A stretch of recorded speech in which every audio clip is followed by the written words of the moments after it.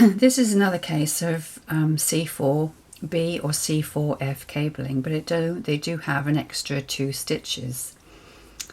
So you can tell that the first 2 need to be cabled because the stitching has got quite long. This bit has probably done about 3 rows ago. So what we have to do is put the first 2 stitches and carry them forward. And then what we do then is you knit the 3rd and the 4th stitch, and then you knit them off the cable needle, which is this is the 1st and the 2nd. And there you can see that the pattern has followed. So we've got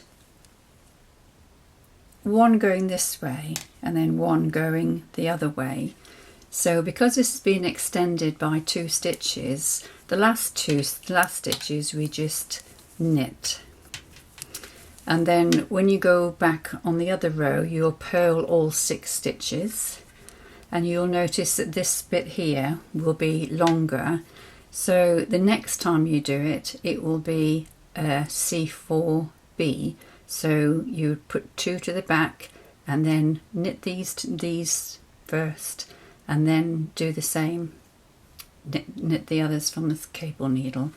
So this is another case of C4F or C4B with an extra 2 stitches.